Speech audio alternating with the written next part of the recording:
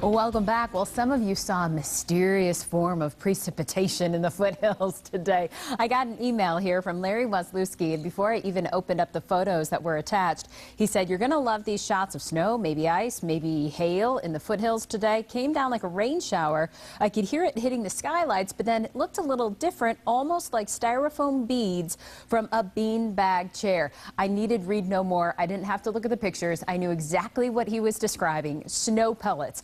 That is exactly what came into my mind when I first saw snow pellets when I was up on Mount Lemmon. Very interesting. They look like teeny tiny little balls of hail, but they're soft, kind of like compressed snowflakes, and they form when snow crystals encounter super cooled water in the air, meaning water that's already been cooled below the freezing mark, but it just hasn't solidified just yet. And it produces these snow pellets, which we don't see all that often here.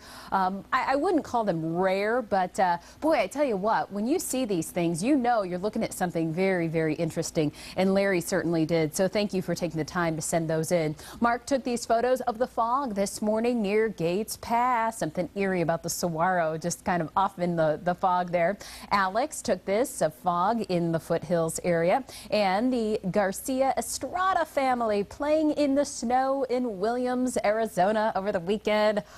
I didn't work the weekend, so I wanted to use that picture today. A little bit of snow on Mount Lemmon, too. Our time lapse from our webcam here shows a little bit of snow coming down on the rooftop there, and then some of it even melting off as the day wears on, and our sunset there looking good. Not anything like this sunset, though, captured on our A Mountain webcam. I just love this, how the sky starts to turn a little orange, and then you can see some of the city lights starting to come up there. So really beautiful stuff today. 52/100ths of an inch of rain at the airport over our 3-day storm total. That brings our deficit down to just 0.08 of an inch, kind of closing that gap between our actual rain for the year and where we should be, that average.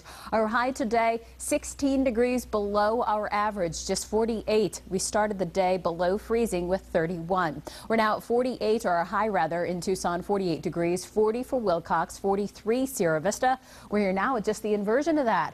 34. You're already at the freezing mark in Oracle and Tucson at 42 degrees. But with those clear skies hanging around the airport, that little bit of heat we picked up today is moving out very quickly. So we will have a low in the upper 20s overnight at the airport. So our hard freeze warning for most of Pima and southeastern Pinal goes into effect early tomorrow morning. So it's before you go to bed tonight that you want to make sure those pipes are wrapped, the pets are indoors, plants are covered. You know the drill. So in the wake of this storm system responsible for that cold air, some of that snow, we're looking at clear skies and not really tracking another storm system moving in. So we are in the middle of about a 4 or 5 day stretch here where our morning lows will be at or below the freezing mark for most of southern Arizona. That means 26 degrees for you in Oro Valley by tomorrow morning, 25 Sierra Vista, 32 in Ajo. Tomorrow you'll rebound to temps in the 40s and 50s, still cooler than normal in Sierra Vista, 43, 40 for Wilcox, 47 Oro Valley.